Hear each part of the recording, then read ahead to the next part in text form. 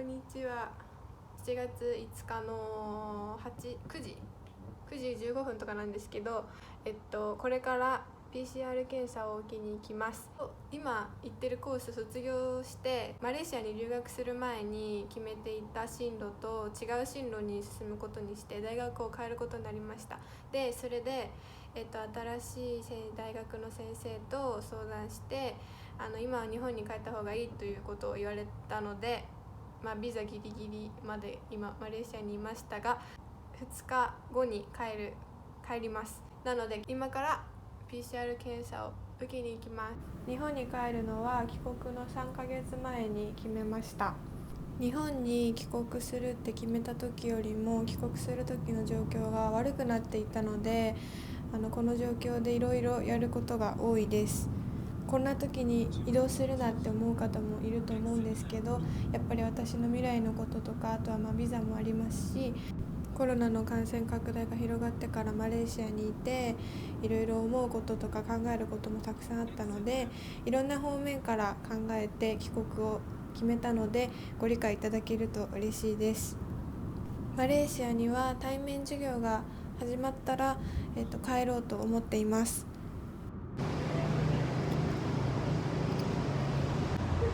今検査終わりました。でも証明書がいろいろフォーマットが違ったりするのが不安なので、日本の病院でやってもらいました。唾液を貯めるのがめっちゃ大変だった。であとはマレーシアでは今週間の移動が禁止されていて、正当な理由がないと出れないんですね、その州から。なので今からちょっと隣に警察署があるので、ちょっと警察署行って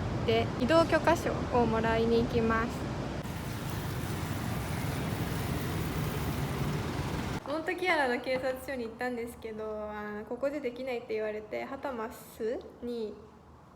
警察署があるのでそこに行けて、パスポートのコピーと、あとは飛行機の券のコピーが必要だって言われてコピーしに行こうと思ったんですけども、コピー屋さん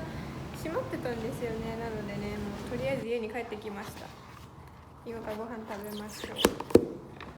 今2時間ぐらいお昼寝して、今日朝からちょっとめっちゃ起きてたので疲れちゃって、今からNU セントラルにあるコピー屋さんに行こうと思います。警察の、移動許可証をもらうために行きます。でこういう申請書っていうのかな、自分で書くやつがあって、今日モントキアラでちょっと警察官の方に聞いてみたんですけど、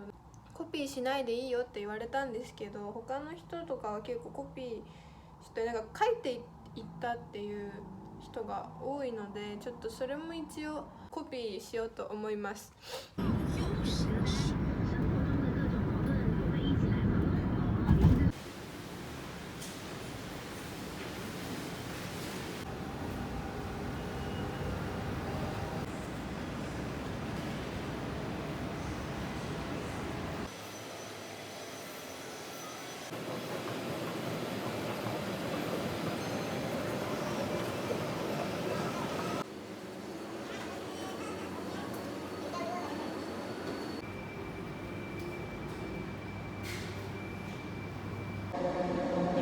今プリント屋さんに来たんですけど、開いてなくて、ネットだと開いてるってなってたんですけど、もしかしたらこの状況で今閉めてるのかもしれません。もうほとんどのものは閉まってます。そこのバンクも閉まってるし、なのでちょっと近くのプリント屋さんにちょっと行ってみます。あるかな。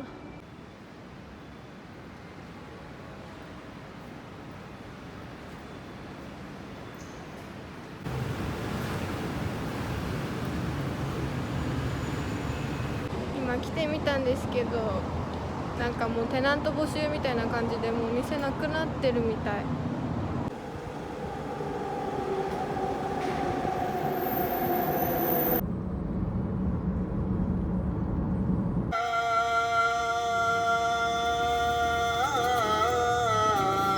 受付の人に聞いてみたら、KK マートかセブンイレブンでコピーできるからやってきなって言われたので行ってきます。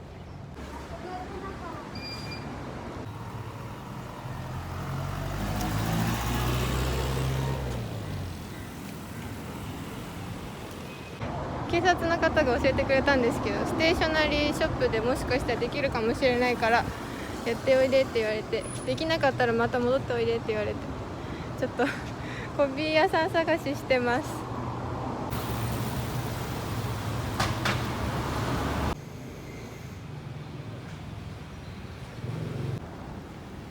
今なんかすごい奇跡的なことが起こって、どうしようと思って立ってたら車に乗ったお兄さんが話しかけてくれて、で今コピーショップ探してるんですけどできなくてって言ったら、多分全部閉まってるから僕のオフィスでやってあげるよって言われて、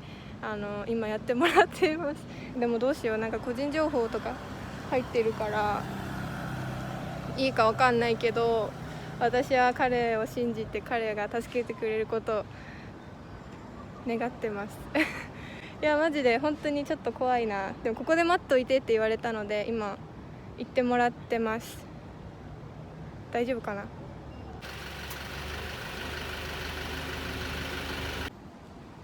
いや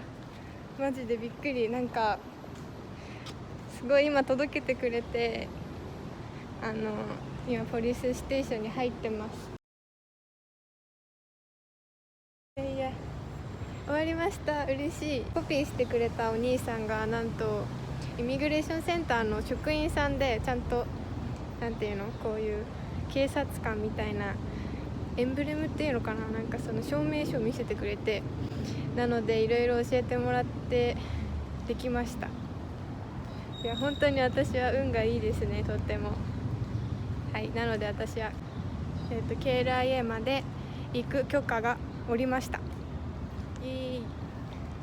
マレーシアに来てからやっぱりこういうことが多いです。なんかこの人がいなかったら私どうやってこの問題を解決していたんだろうって考えるようなことがよくあります。本当に感謝ですね。明日私がこれからまたいつか帰ってくる時に使うものは預けてしまう予定なので、明日の12時に来る預ける人に来てもらうので、今日だけ料理ができます。今日と明日の朝もう食材をね全部使い切ります。ただいま11時48分です。その箱にね預けたいものを入れて保管しておいてもらえるサービスがあって、そこの人たちが12時に来ます。なのでちょっとすごい散らかってるんですけど、これを入れたいと思ってます。結構大きい。はい、今全部入れて預けてきました。でもあんまりなんか入れようと思ってたものは全部入れられなかったんですけど、今後絶対使うもの、絶対必要なものを預けてきました。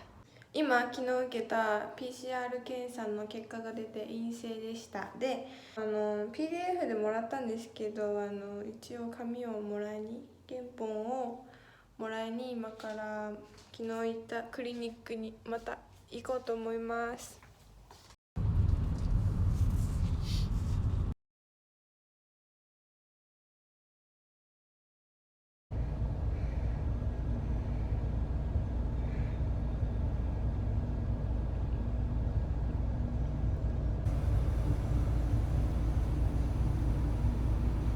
最初はね書いてあった住所のバス停に行ってみたんですけど、全然違う場所だったらしく、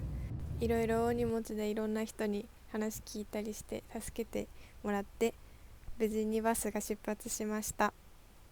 合計で2年半ぐらいマレーシアに住んでいたんですけど、そのうちの1年半ぐらいはコロナウイルスの影響で学校もなかったし、お家にいる時間が長かったです。でもいろんな経験ができたので留学してよかったなって思ってます。空港に近づいてきました。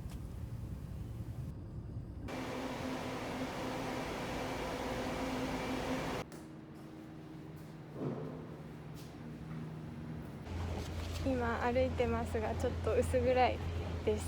で今初めてCOVID が陰性かどうかを聞かれたので、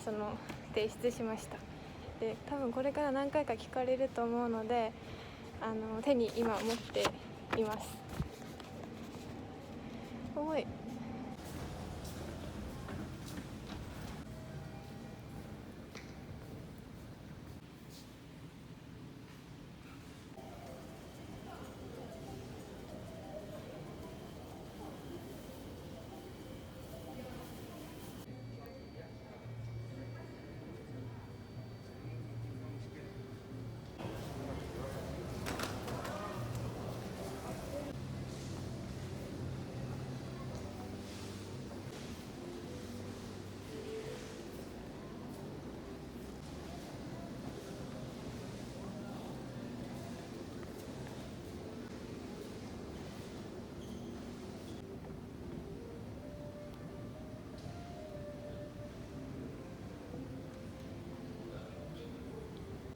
なんか電車はやってなくて、今からバスに乗ってゲートの方に行くみたいです。で全然人がいなくて、なんか BGM といろんな機械音の音がいっぱいします。そんな感じです。合ってんのかな、私しかいなくてちょっと不安。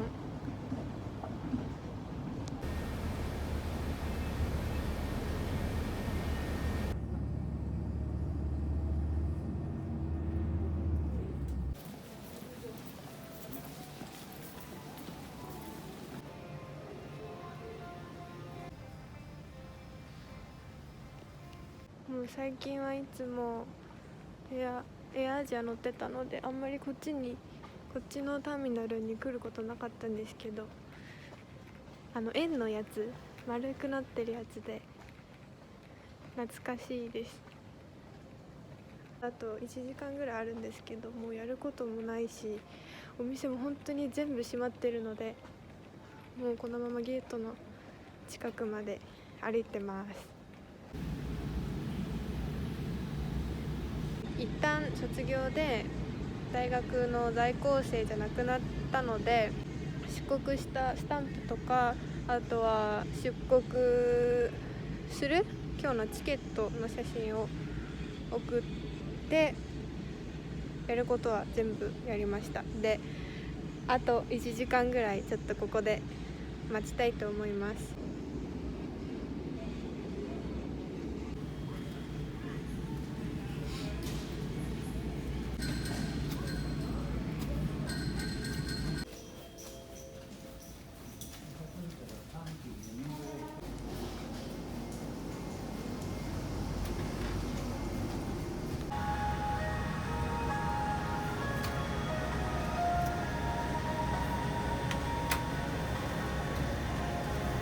はい、ここからはその飛行機を降りてからのお話をしたいと思います。動画は全然撮っていないので、綺麗な空の写真と一緒にお話しします。飛行機を降りたらすぐに役員の方がいて、その一緒に乗っていた方たちと一緒に動くっていう感じです。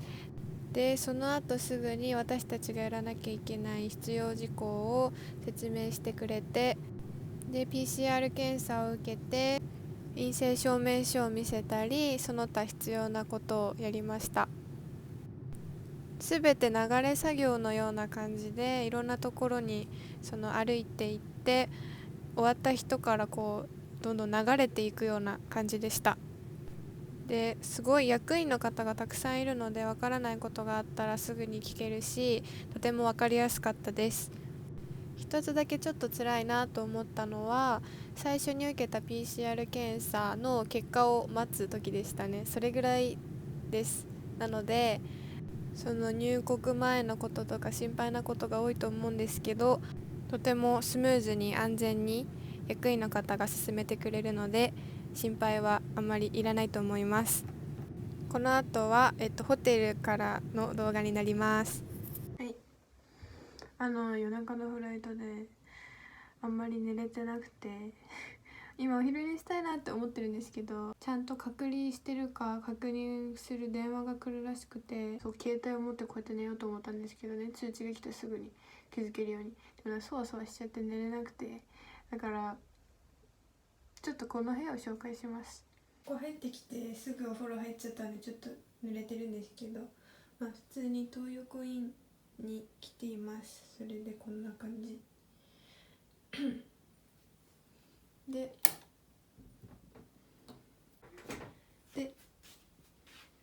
ベッドがあって、なんか可愛いライトもある。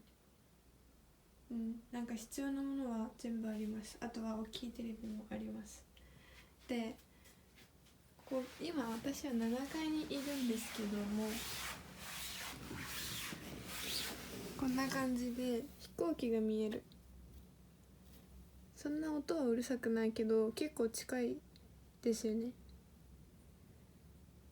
成田は天気がよくありません。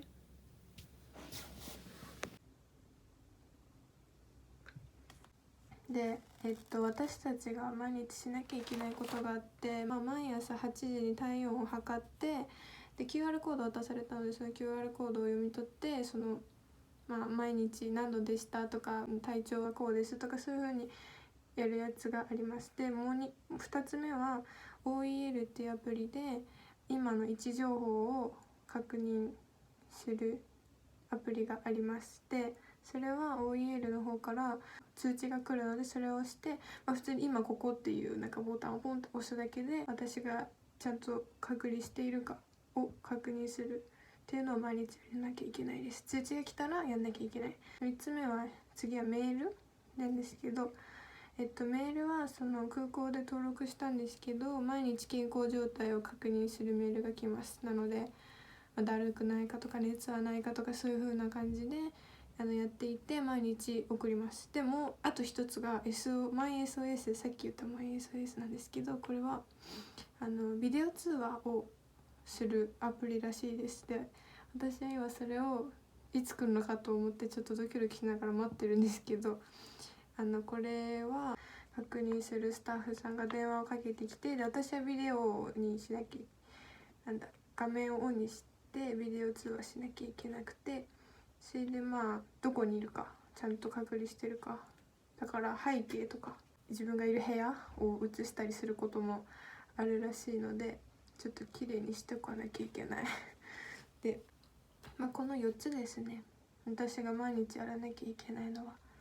で、私はマレーシアから帰ってきたので、今は、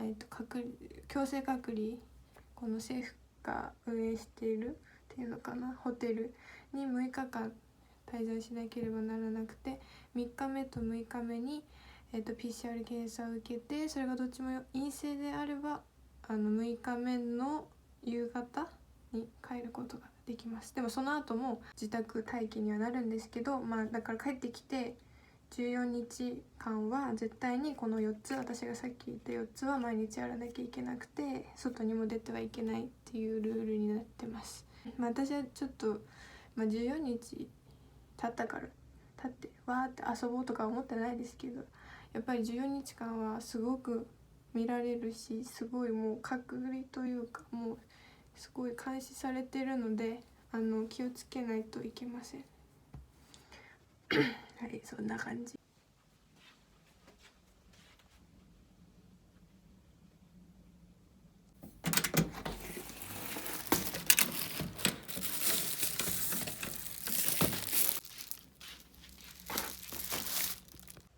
夜ご飯は結構早く届きます。なんか電話来るかな来ないかなとか思ってちょっと緊張してたんですけど、多分今日は来ないみたいですなんか今日入ったので、明日が1日目だから、今日はチェックインしましたっていうのはもう送ったので、多分明日からいろんな通知が来るんだと思います。それで私がいろいろ答えるんだと思います。なんかまた勘違いしてた私の大好きなわらび餅があります。あとこれも好きです。なんて名前だっけ。こういうお味噌汁とかもついてきます。とっても嬉しい。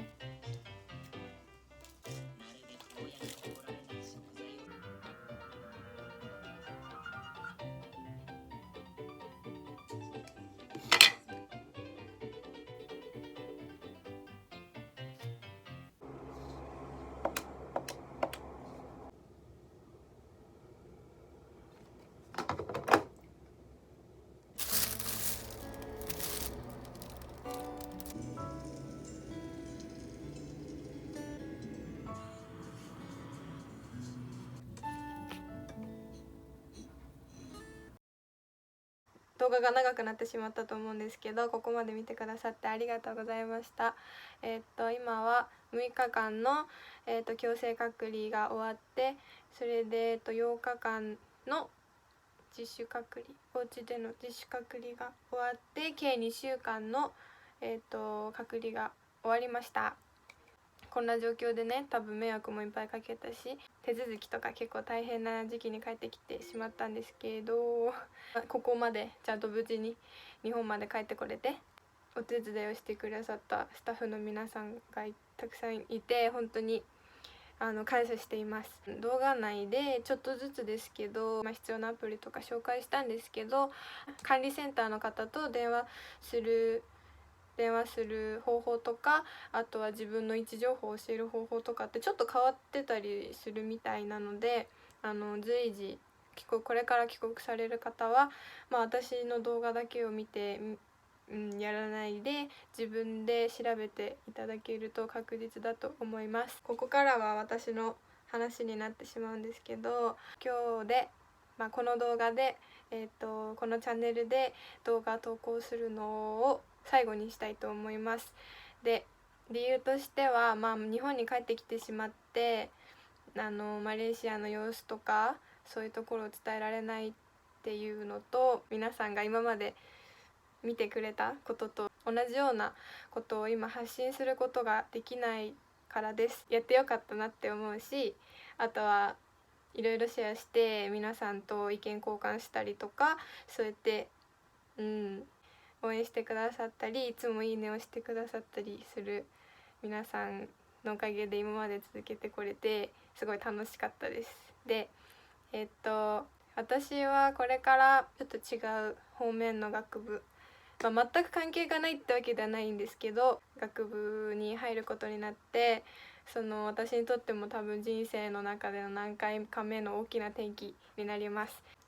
大学を変えたんですけど、やっぱり今はオンラインですし、フェイス2フェイスの授業が始まるまでマレーシアに行くつもりは今のところはなくて、フェイス2フェイスのクラスが始まるのがいつかもわからないし、もしかしたら卒業までこのままかもしれないしっていうのも考えていて、なのでこれからどうなるかわからないんですけど、日本で頑張っていきたいと思います。多分ちょっとしたらまたいろんな状況が変わって、私の考え方もいろいろ変わるからわからないんですけど、今日でここで終わりにしたいと思います。本当に今まで見てくださってありがとうございます。ありがとうございました。